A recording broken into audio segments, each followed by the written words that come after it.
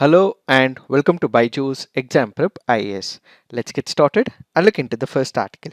The first article says forging a social contract for data. Let us try and understand what is this article all about. The Ministry of Electronics and Information Technology released the Draft India Data Accessibility and Use Policy 2022 for the public consultation. What is this draft policy all about? It aims at providing and harnessing public sector data for informed decision making, citizen centric delivery of public services, and economy wide digital innovation. What do we mean by it? We have the government that collect our information. Those information which can be personal in nature and it can also be non-personal data as well. So the non-personal data which is collected by the government will be made use by the government. This information can also be given to the public and the private sector so that this information can be used for the decision making, citizen centric delivery of the public services, and also digital innovation. So basically we have the government departments, we have the government agencies which collect our data which can be divided into personal data and non-personal data. Only the non-personal data will be shared with public agencies and private organizations so that they can provide citizen centric public services to the people in the country. This was previously not successful because of multiple impediments. What were these impediments? There was slow progress on the open government data platform, fragmentation of data sets into departmental silos, insufficient attention to the development of data stewardship models, which we will try and understand eventually, the absence of data anonymization tools. What do we mean by it? It means that whenever data is collected, what we require is that particular software or a tool which maintains the privacy of the individual. It has to keep that particular individual's information anonymous. Such data was also not previously available. And finally, lack of data quality standards, licensing, valuation frameworks to support the data sharing. These were the major impediments in the successful implementation of what is called as the Draft India Accessibility Policy. This has been previously explained once again on the 24th of February. So kindly look into it. The fifth topic, which speaks about understanding the Draft India Data Accessibility and Use Policy, is at 31 minutes 58 seconds. So kindly look into it. And what are we going to try and understand now? We will understand the larger picture of the government tech approach. What is this government tech approach? When we look into the historical setup, there were different ways where the government delivered its services to the people. The government was directly giving services to the people. Then we also had the government and the customer relationship established by the digital era. Then we also had multiple other organizations stepping in the form of NGOs, so on and so forth. So when we speak about government tech approach, it is the whole of the government approach where basically public sector modernization takes place. Then there is efficient and transparent government with the citizen at the center of the reforms. So if we speak about how it has been in the past, what we had is the analog government initially, where they had closed operations, internal focused, analog procedures, government as the major provider. This was updated to the e-government, where it was user-centered approach but supply-driven, one-way communication and the service delivery. So people were just the recipients and it was the government which was providing all the schemes and measures. The people had no role to play in it when it comes to the schemes and the programs. Then we had the ICT enabled procedure, but often analog in design, sliced ICT development and acquisition. Greater transparency was enabled through this e-government, and finally the government was the provider under the e-government. This was further updated to the digital government, where there were procedures that were digital by design, user driven public services, where at the same time they started taking inputs from the users as well. Let's say for example, you go on a specific website of the government of India or the website of a respective state. In case you have faced issues, in case you feel that there is a particular module which you're not able to understand, your information, your grievance mechanism will also be addressed as well. That is what is called as user driven public services. Government as a platform, open by default, data driven public sector, proactive administration. So they know that there would be some problems because of such and such issue. So they're ready to accept it and bring about changes when it comes to the structure. Finally, what we have is the GovTech, which is what this draft policy is all about. So basically, this will involve citizen-centric public services that are universally accessible, whole of the government approach to the digital transformation, simple, efficient, transparent government systems that will be put into the government tech platform. So when we speak about the government tech platform, what we actually see is a transition from one step to another. The government 1.0 was the era of computerization. This was more about the manual processes, and government 2.0 was about building the systems so that the digital era also comes into picture, and the government 3.0 is about the open digital ecosystems where end-to-end solutions will be provided, where technology will be integrated, user viewpoints will be taken, and ultimately all the grievances will be addressed as well. So this draft policy is speaking about government 3.0, which will be the future, says this article. However, there are concerns with respect to the draft policy. What are these concerns? When it comes to the draft policy, it is silent on the norms, rules, and mechanisms. How will it be implemented? Which are the agencies which will take the procedures? How will this agency implement it? What if the data is violated? If that is violated, whom can we approach? All of this will have to be implemented, and the same will have to be put on the draft policy. Some of this is very ambiguous, and how this transformation will occur is silent, says this article. The second major concern is the draft policy highlights that approved data inventories will be federated into a government-wide searchable database. What do we mean by it? Let's say, for example, there is one of the departments. This department is collecting the information. The collected information might be non-personal data. This department which has collected the information may give this information to the other department. So when there is pushing of information from one department to another, what if it leads to the data privacy issue? This also means that in the absence of the personal data protection law, the interdepartmental sharing of data across the government departments may lead to the violation of privacy, is the second major concern. So there is one department which has taken the information. This department is transmitting the information to another department which was not originally envisaged. While this particular transfer of data happens, there might be the violation of privacy, and the major problem is we do not have the data protection law, says the second concern. The third concern says draft policy adheres to NDSP paradigm of treating government agencies as the owners of the data sets they have collected and compiled, instead of shifting to the trusteeship paradigm recommended by the 2020 report of the MATI Committee of Experts on Non-Personal Data Governance. What do we understand by this? Let me simplify and explain this particular process. Before we understand what this point is, let me explain what is this trusteeship paradigm all about. We have something called as the data principle. Who is the data principle? Let's say, for example, the government is taking my data, so I would become the data principle. The government is taking your data, so you would become the data principle. So the entity or an individual from whom the data is collected is what is called as the data principle. Then we have the data custodian. Who is the data custodian? Let's say I've given my information to the government of India, so the custodian will become the government of India. Let's say I've given my information to one of the private agencies, example. So this private agency becomes the data custodian, or I've given my information to the state government. So the state government becomes the data custodian. So to whom I am giving the information, or any other individual is giving the information, is called as the data custodian. Then what we have is the data trustee. So the data principle or the community which exercise the rights on this particular data, they may all come together. They may create a data trustee, which means to say that there are people who come together. They may have a vigilant eyes on this particular data, or there are number of people who come together. Amongst these people, there will be stakeholders who are taken up and they take care of this data. So basically, when we speak about data trustee, it can be created by coming together of some community members, and when there is a violation, the grievance readdressal mechanism is also put into picture as well. So what is the third point saying?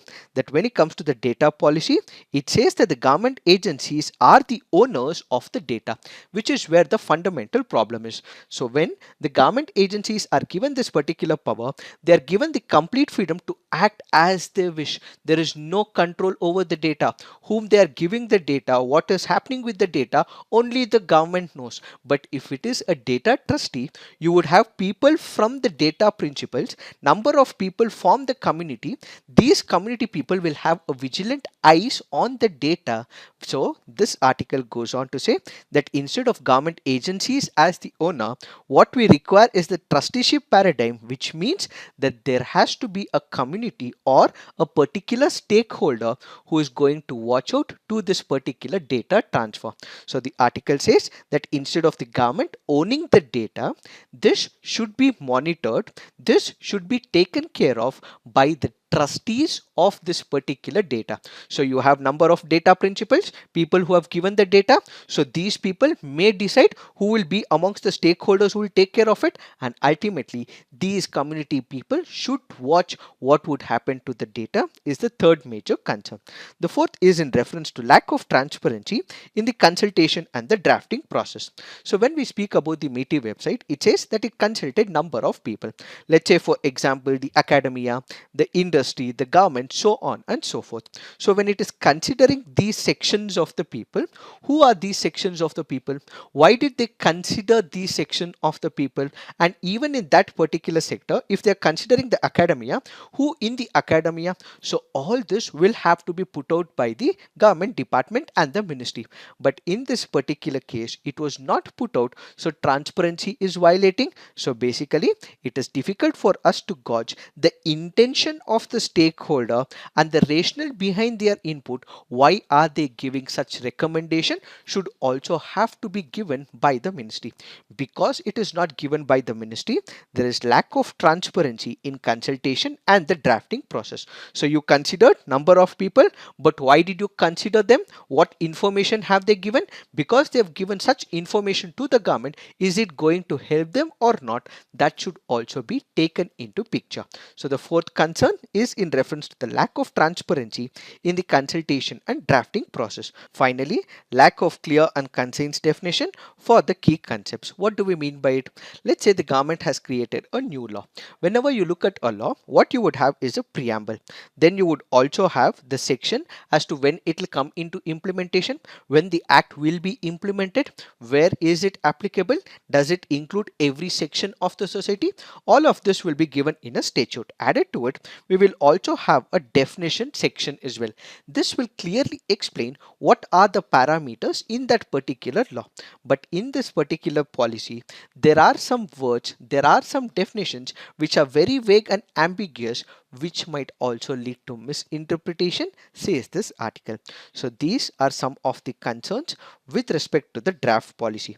So what is the recommendation going forward? As we discussed, we should not have the government agencies as the owners, but instead we have to create a trusteeship based approach where you would have the community members or a stakeholder approach where they will decide how is the data transferred and how is the data communicated.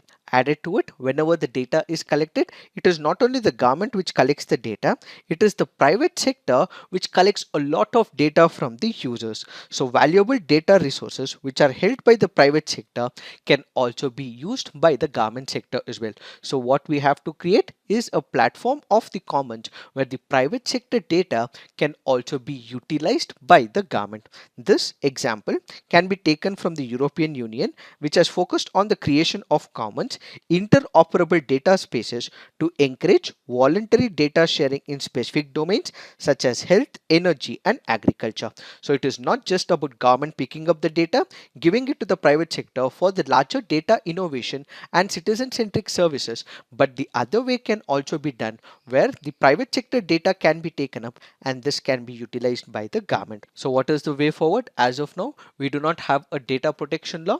The data protection law will have to take into picture all these different issues that we just concerned, and there has to be democratization of data, accountable institutional mechanisms as well. So this institution we'll have to keep a check as to from where the data is collected, for what it is collected, how much of data is given to the departments as well as to the ministries, and how much of it is transferred to the private sector.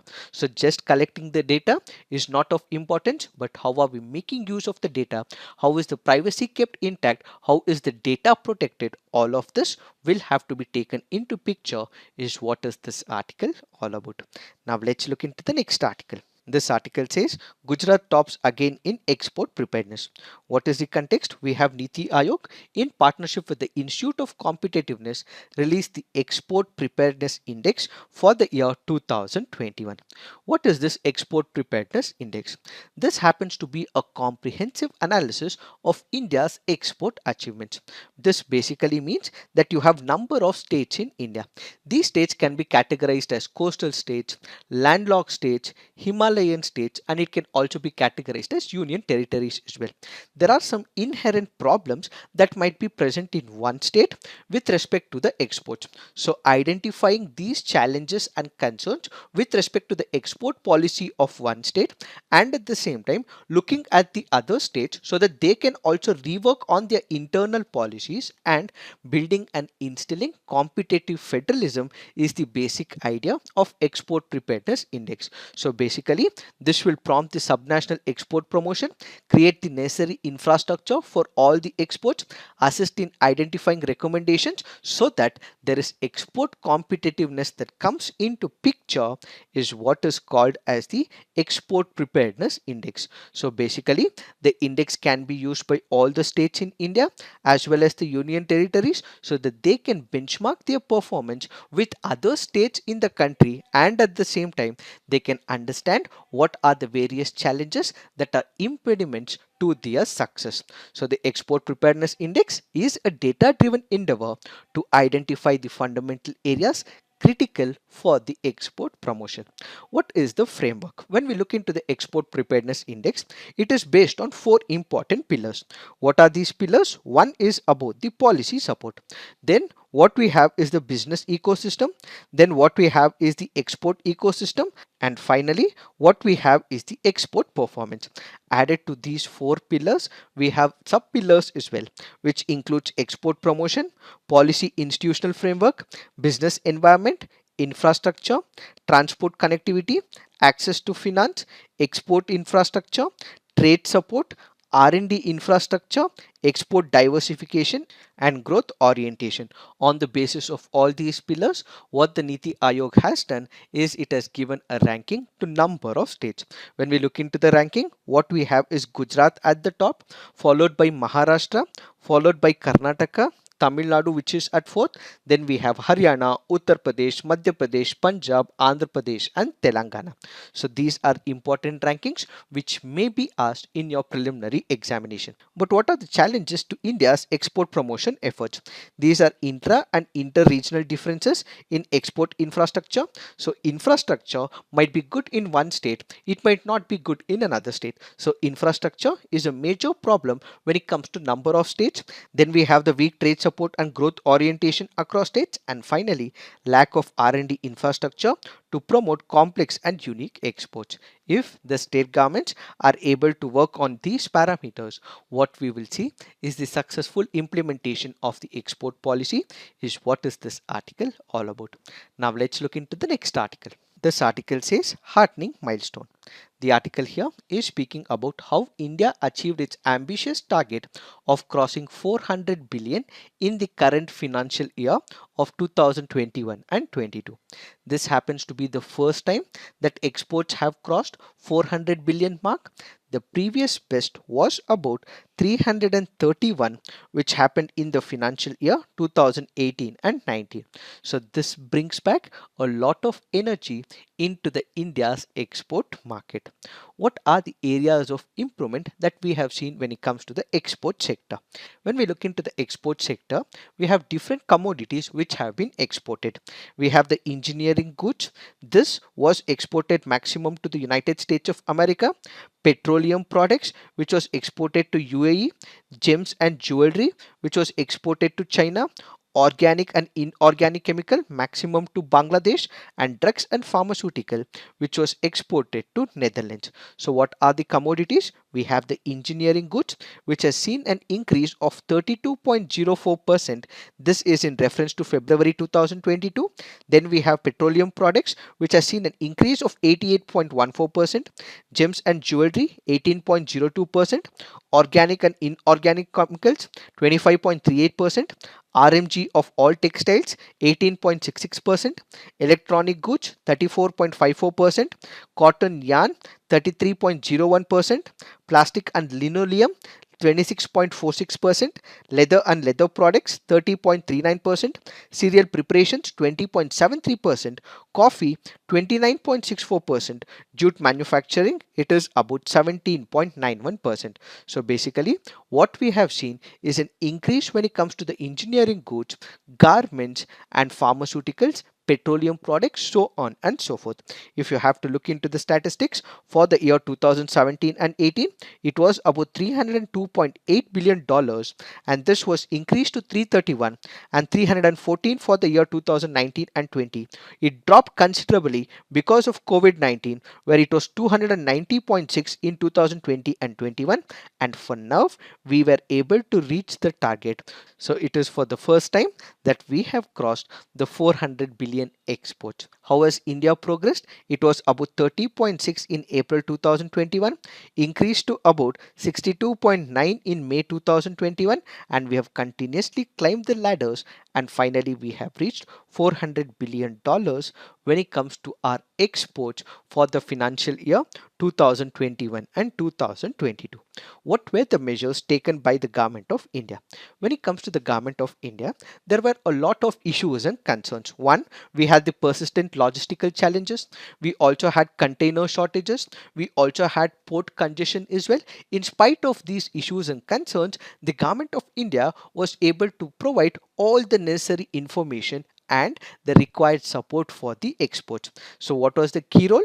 The key role was played by the Indian embassies and envoys, where they were able to explore new opportunities for the Indian products. So how were they able to do it? Special emphasis was laid on existing and new markets.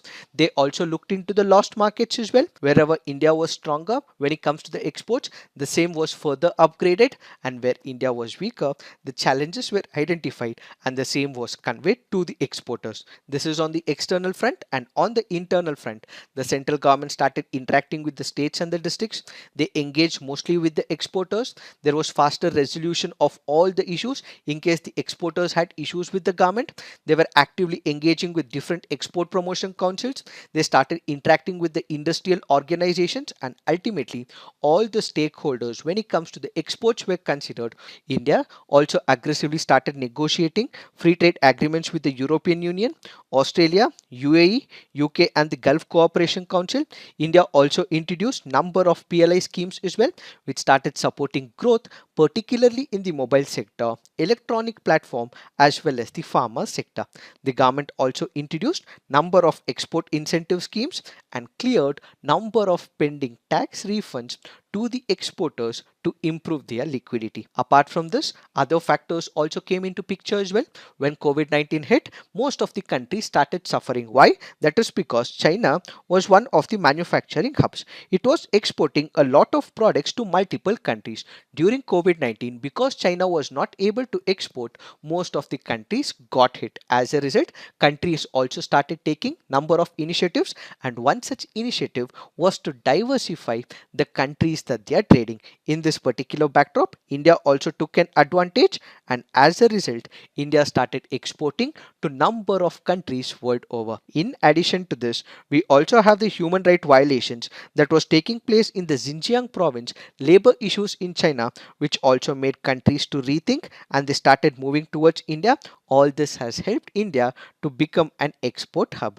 These are some of the arguments and the government initiatives that have been taken to promote exports from India to another country. So what are the advantages of exports? Exports are one of the fundamental drivers of the growth of an economy, and as and when the export increases, what we will also have is an increase in the GDP, and when there is increase in the GDP, the exchange rate gets better, and this also reduces the inflation in the system, and ultimately this will also control the interest rates as well. And whenever there is increase of exports, this will further increase the job opportunities, enhances the foreign currency reserves, boost the manufacturing in the country, and ultimately the government will start generating a lot of revenue as well. And such revenue, when it is favorable, it will further increase the GDP of the country. And as a result, what we will have is the unemployment crisis, which will be further reduced. These are some of the advantages with respect to the exports. However, the article also goes on to say that there have been some issues and concerns. What are those issues? As much as we have the exports, what we are also witnessing is imports as well. In fact, the numbers, when you compare, the import is comparatively on the slightly higher end, which means the current account deficit has also increased over a period of time. Apart from this, there is global inflation in the commodity prices. There is lack of overseas purchase of the capital goods for the new projects. So India will have to continuously keep monitoring.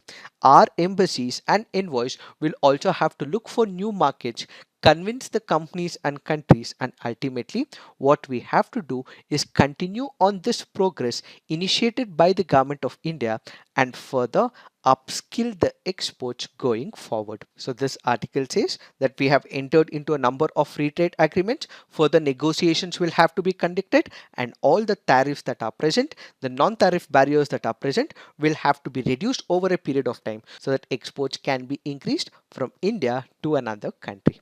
It is this that we have to understand in reference to this article. Now let's look into the next article. This article says peace in border areas key to normal ties, India tells China. This article here is speaking about India and China's relationship. We have the foreign minister of China who had come down to India. He did interact with the external affairs minister from India. He also spoke to the national security advisor Ajit Doval, and there wasn't anything substantial that was derived from this particular meeting. In fact, this particular meeting, we also had the foreign minister from China who came up with what is called as the 3-point approach. What is this 3-point approach? Where both the sides needed to view ties with a long-term vision, see each other's development as an opportunity, cooperate on the multilateral issue. And as part of the see each other's development as an opportunity, the foreign minister said that India and China during the 2018 initiated what is called as the China India Plus. So what is this China India Plus? This is where India and China will come together. They will jointly develop projects in a third country in South Asia. This is what we have to understand with respect to this article, but more editorials and columns will be expected in the near future. So we will take up this issue on a comprehensive basis in our future sessions. Now let's look into the mains practice questions. Explain how the draft data accessibility policy risks prioritizing commercial interests over privacy. Second question, discuss the factors that are contributing to India's export growth and the risks that threaten to stall the momentum. So please write all your answers on the comment section. Peer review, do give positive feedback to your friends' answers. So this is it for today. Thank you for watching. All the best.